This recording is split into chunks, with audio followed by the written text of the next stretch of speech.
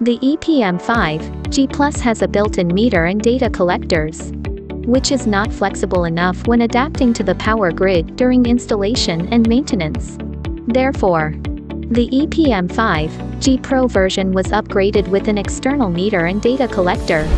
This video will show you how to use the EPM-5G Pro. Attention! Electrical equipment can only be installed and maintained by qualified electrical technicians. Please read the user manual before installation and check whether the accessories in the box are complete. Appropriate space should be reserved around the EPM. Install the mounting bracket. Use a level ruler to ensure collimation level after you have determined the installation position of the back plate. Mark the punch point with a marker. Drill about 60 mm depth with a 10 mm drill at the marked points. Insert the expansion bolts and the accessories into the punched holes. Align to the exposed screws and install the back plate in correct place. Back plate installation is complete. Mount the EPM. Align the EPM hook with the hole of the back hanging plate and then hang it in. Screw the fixing screws attached to the package into the fixing holes on both sides. Grounding cable connection. Connect the ground wires crimped with OT terminal to the ground point on the side of inverter. Grid side connection. Connect the grid input cable to the bottom grid of the EPM until a slight click is heard indicating a successful connection. Connect the inverter. Connect one end of the communication cable to the bottom of the EPM coum in V. The other end is daisy-chained to connect multiple inverters. Meter connection. Connect one end of the communication cable to CT1/meter at the bottom of the EPM. The other end is connected to the meter. The connection method is shown in the figure. RS485 are connected to meter 2.1. RS485B connected to meter 2.2. The A, B, and C marked on the meter correspond to L1, L2, and L3. And the CT is connected to the corresponding cable and placed in the direction of the grid.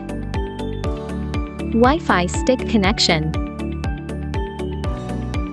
If you choose Solis.lager, S2WL stick, S1W4G stick, S3 Wi-Fi stick can be selected. Please connect it to the COM port at the bottom of the inverter.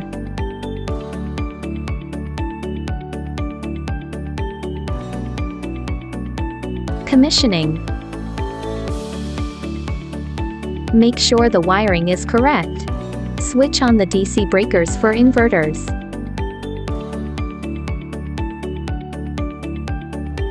Set the inverters to off in LCD.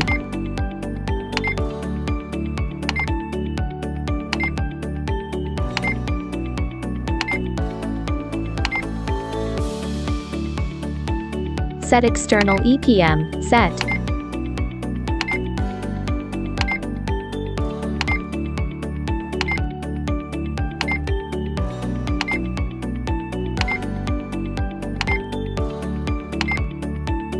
.5G EPM, failsafe, on. Then assign slave addresses accordingly in inverters. Set up EPM.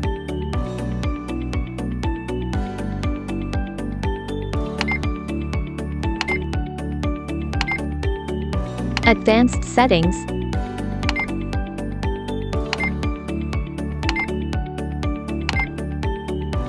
Inverter QT set. The number can be selected by pressing the up, down keys.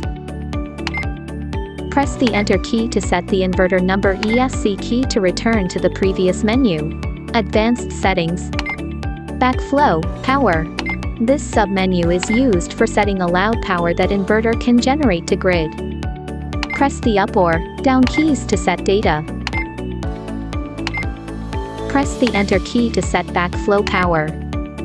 Press the ESC key to save the settings and return to the previous menu. Advanced settings, set CT ratio.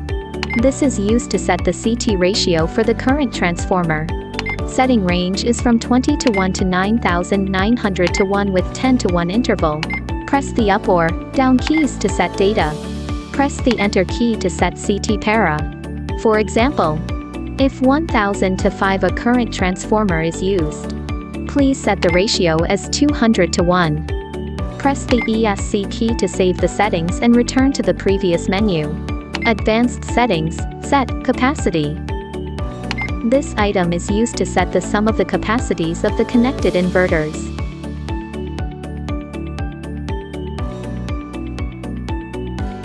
EPM is not reporting any alarms. Set all inverters to on in inverter LCD.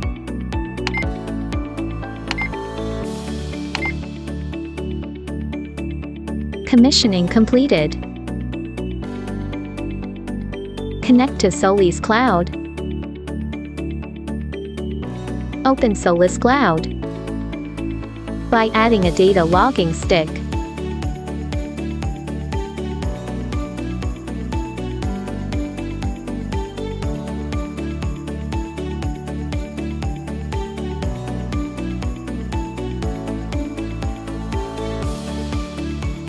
You can query the information and status of the device.